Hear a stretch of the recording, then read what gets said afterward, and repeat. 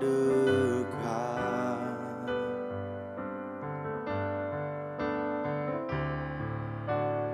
Bahkan seluruh pengabdianku tak bisa membalas kesetiaanmu, sungguh mulia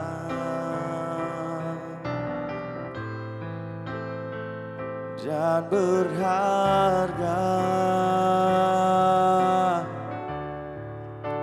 Sungguh besar pengorbananmu bagiku, terlalu dalam untuk dimengerti. Sungguh besar,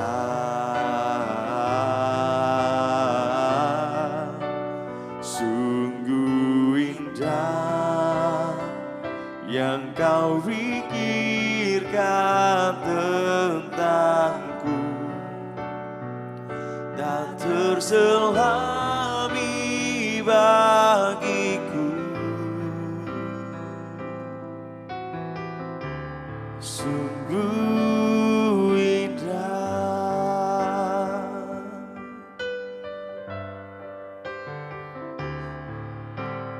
Kemanakah aku dapat pergi, menjauhi rohmu yang suci? Kau sahabatku Tuhan, dan kau dekat.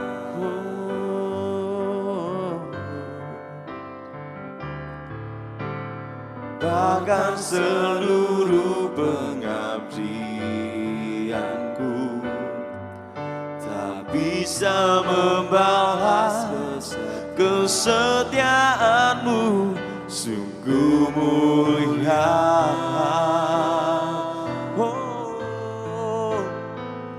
dan berharga. Sungguh besar pengorbananmu bagiku, terlalu dalam untuk dimengerti. Sungguh besar,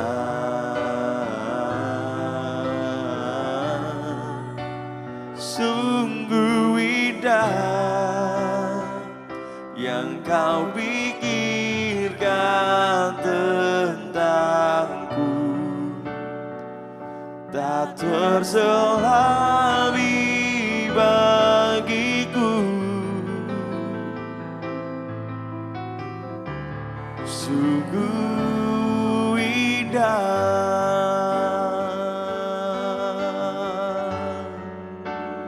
sungguh indah rencana-Mu atas hidupku, Tuhan. Ku bersyukur selalu. Terima kasih, oh Yesus, buat semua kebaikan-Mu yang tak pernah habis dalamku. Ku bersyukur selalu kepada-Mu.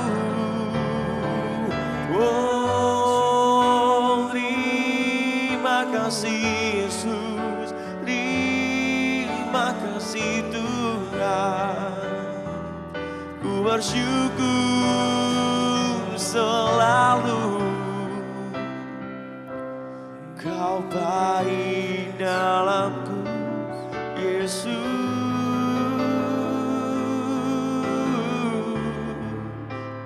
Ku bersyukur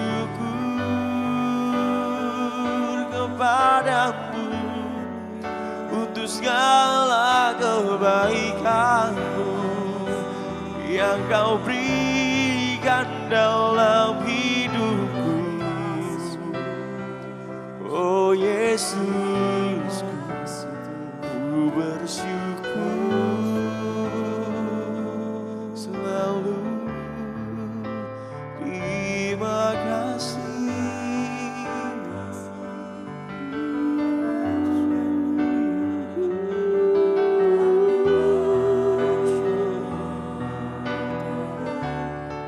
Sungguh besar pengorbananmu untuk selamatkan hidupku. Aku mau bersyukur. Sungguh besar pengorbananmu bagiku, terlalu dalam untuk dimengerti. Sungguh besar,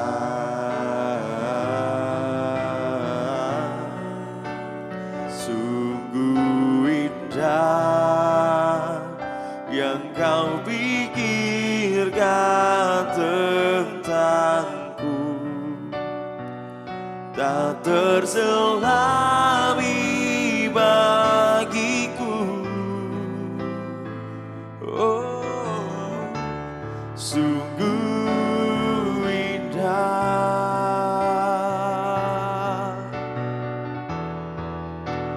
sungguh besar pengorbananmu bagiku, terlalu dalam untuk dimengerti. Sungguh besar, oh, sungguh indah yang kau pikirkan tentangku, tak terselami bagiku. Sungguh indah, sungguh indah, sungguh indah. Oh, sungguh indah.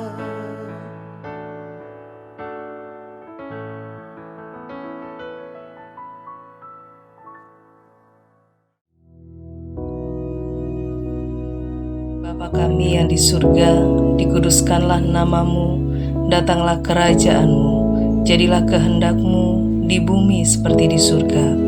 Berikanlah kami pada hari ini makanan kami yang secukupnya, dan ampunilah kami akan kesalahan kami, seperti kami juga mengampuni orang yang bersalah kepada kami. Dan janganlah membawa kami ke dalam pencobaan, tetapi lepaskanlah kami daripada yang jahat. Karena Engkaulah yang empunya kerajaan dan kuasa dan kemuliaan sampai selama-lamanya. Amin.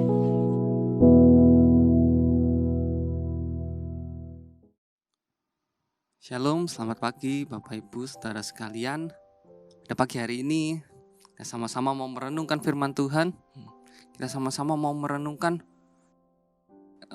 pemberian tanah Kanaan kepada bangsa Israel, yang dimana itu adalah janji Tuhan bagi bangsa Israel, adalah anugerah Tuhan bagi bangsa Israel. Nah, pada pagi hari ini kita akan membahas dari Ulangan pasal 9 ayat 1 sampai 6. Nah, perikop ini dibuka dengan seruan Musa kepada orang Israel yang sedang bersiap menyeberangi Sungai Yordan untuk menduduki tanah Kanaan. Jadi pada ayat-ayat ini tuh Musa berbicara tentang keadaan Kanaan di mana kota-kotanya itu lebih kuat daripada bangsa Israel. Tetapi oleh karena kekuatan Tuhan, maka bangsa Israel bisa mengalahkan kota-kota di Kanaan. Jadi juga di dalam 3 ayat yang terakhir, Musa memperingatkan bangsa Israel untuk tidak menyombongkan jasa-jasanya. Karena bukan karena jasa-jasa bangsa Israel yang membuat mereka masuk ke tanah Kanaan, melainkan karena kefasikan bangsa Kanaan. Nah, pada Ulangan pasal 9 ayat 1-2 katakan seperti ini. Dengarlah hai orang Israel, engkau akan menyeberangi sungai Yordan pada hari ini untuk memasuki serta menduduki daerah bangsa-bangsa yang lebih besar dan lebih kuat daripadamu, yakni kota-kota besar yang kubu-kubunya sampai ke langit. Ayat kedua, suatu bangsa yang besar dan tinggi, orang Enak, yang kau kenal dan yang tentangnya kau dengar orang berkata, siapakah yang dapat bertahan menghadapi orang Enak? Jadi di ayat 1 dan kedua ini dijelaskan tentang kekuatan orang-orang dan kota-kota di Kanaan. Jadi pada saat itu diceritakan bangsa Israel akan memasuki tanah Kanaan. Jadi selama sekitar 38 tahun setelah orang Israel menolak memasuki tanah Kanaan pada kisah 12 orang pengintai itu, mereka kan berputar-putar di padang gurun sampai generasi yang berusia 20 tahun ke atas semuanya habis di padang gurun. Sehingga orang-orang Israel yang pada 38 tahun sebelumnya itu berusia 20 tahun ke bawah, mereka yang bersiap untuk memasuki tanah perjanjian itu. Nah, kan berdasarkan dari laporan 12 orang pengintai yang pernah diutus untuk mengintai tanah Kanaan, mereka kan memaparkan bagaimana tanah itu diduduki oleh bangsa-bangsa yang besar dan lebih kuat daripada bangsa Israel, di mana kota-kotanya besar dengan kubunya sampai ke langit. Nah, dikatakan lebih besar dari dirimu ini tidak berarti baik bangsa atau kota atau orang-orang di Kanaan itu lebih besar daripada bangsa Israel. Kata lebih besar ini digambarkan digunakan untuk menggambarkan ketujuh bangsa Kanaan, kota-kota yang berkubu dan orang-orangnya yang kuat. Nah, katakan kubu-kubunya sampai ke langit. Jadi banyak kota bertembok di zaman tembaga yang kemudian digali di tanah Palestina, itu bercirikan benteng-benteng besar yang dibuat dari tanah yang dipadatkan dengan sebuah perbentengan yang melandai dan parit yang mengelilinginya. Jadi dikatakan setelah ada penggalian arkeologi, dikatakan memang kota-kota itu dibangun dengan benteng-benteng yang besar. Ciri-cirinya benteng-benteng yang besar. Selain kota-kotanya yang dengan berkubu sampai ke langit, tanah Kanaan juga diduduki oleh bangsa yang orangnya berperawakan besar, tinggi. Contohnya adalah orang Enak. Nah, orang Enak ini dikatakan di perjanjian lama itu adalah keturunan nenek moyang yang disebut berdasarkan namanya, yaitu Enak. Nah, perawakan dari kaum Enak ini terkenal dengan besarnya yang perawakannya yang tinggi besar. Bahkan sampai dikatakan siapakah yang dapat bertahan menghadapi orang Enak. Jadi dalam laporan yang diberikan oleh 10 orang pengintai kan dikatakan bahwa di sana adalah di tanah Kanaan ada orang Enak yang luar biasa besarnya, yaitu digambarkan sebagai raksasa. Nah, bahkan 10 pengintai itu kan menganggap diri mereka sebagai belalang. Kalau mereka disandingkan dengan orang-orang Enak.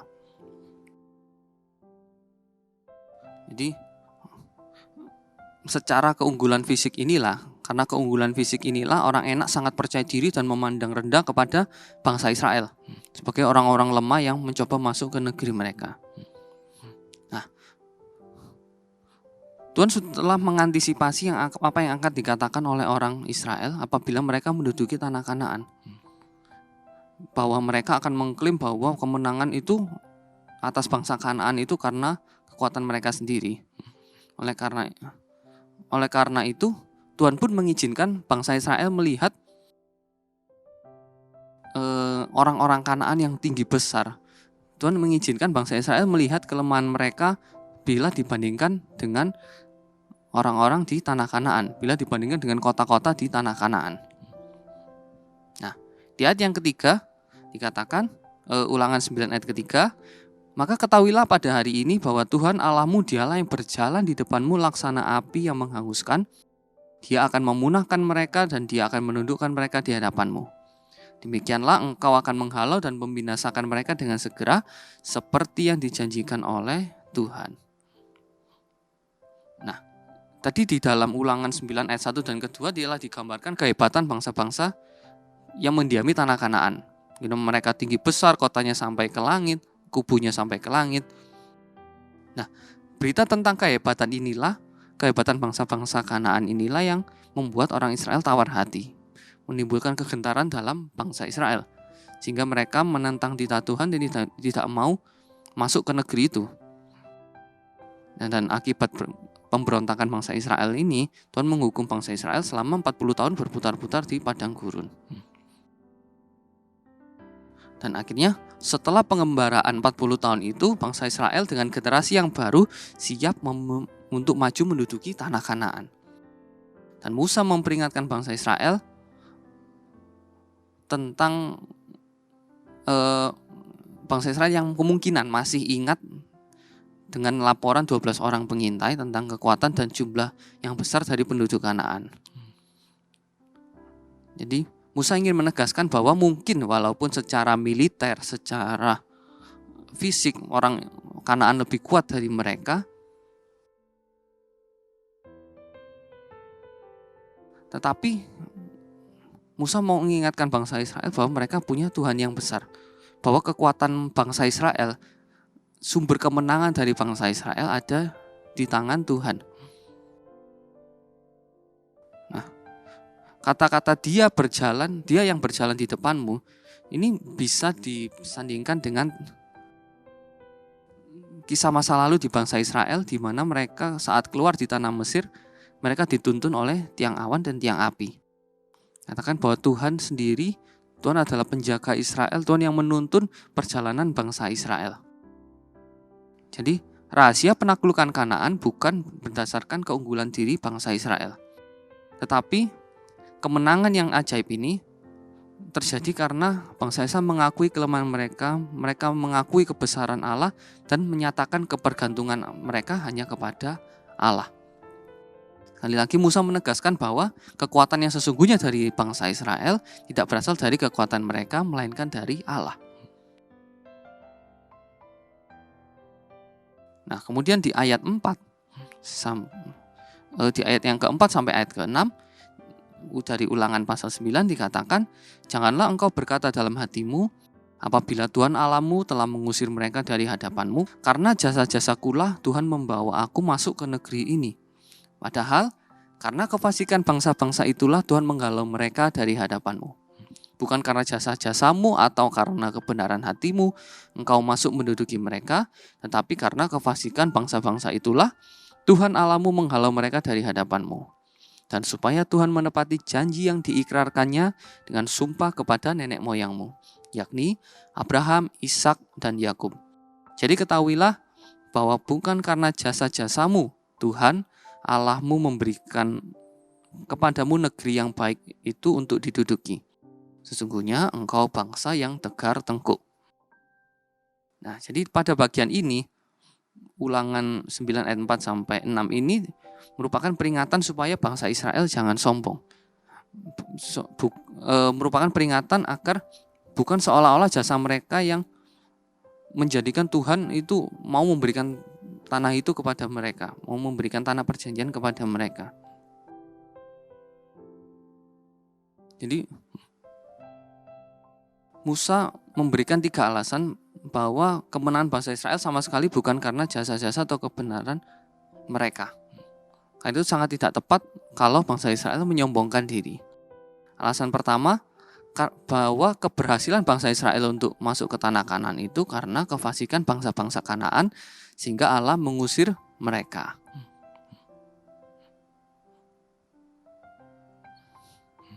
Jadi kefasikan bangsa-bangsa ini secara harafiah juga berarti kejahatan. Jadi bisa jadi kejahatan secara kultis atau menolak ibadah kepada Tuhan, maupun secara etis atau moral. Jadi karena kefasikan bangsa-bangsa di Kanaan itulah yang membuat Tuhan mengusir mereka dari tanah Kanaan. Jadi dari sebuah penggalian arkeologi di tanah Kanaan diketahui bahwa keyakinan negeri itu di masa lalu adalah salah satu keyakinan yang paling merusak di zaman itu. Dan kefasikan bangsa-bangsa Kanaan itulah yang akhirnya menyebabkan Tuhan menjatuhkan hukuman atas mereka dan dengan menghalau mereka dari negeri mereka sendiri dan menggantikannya dengan bangsa Israel. Jadi bangsa Israel juga harus menyadari kalau mereka itu sebagaimana bangsa-bangsa kafir juga diusir dari tanah Kanaan karena kefasikan mereka, bangsa Israel pun juga bisa diusir kalau menyimpang dari syarat-syarat perjanjian. Nah, juga alasan yang kedua bukan karena jasa Israel, tetapi karena janji Tuhan kepada nenek moyang mereka. Jadi Tuhan memberikan tanah Kanaan bukan karena jasa-jasa dari bangsa Israel, tetapi karena janji Tuhan kepada nenek moyang mereka. Seperti yang kita tahu dari janji Tuhan kepada Abraham yang akan memberikan tanah Kanaan kepadanya. Dan yang ketiga bukan karena jasa Israel, melainkan karena anugerah Tuhan. Kita tahu bahwa banyak ayat di Alkitab yang menyatakan bahwa bangsa Israel adalah bangsa yang tegar tengkuk. Bangsa yang sering memberontak kepada Tuhan, yang sering tidak percaya kepada Tuhan. Jadi Tuhan memberikan tanah Kanaan kepada bangsa Israel bukan karena jasa-jasanya, tapi hanya karena anugerah Tuhan. Karena kebaikan Tuhan saja. Nah, jadi kesimpulannya, Tuhan memberikan tanah Kanaan kepada bangsa Israel ini ya karena hanya kebaikan Tuhan saja. Karena janji yang sudah Tuhan janjikan kepada nenek moyang.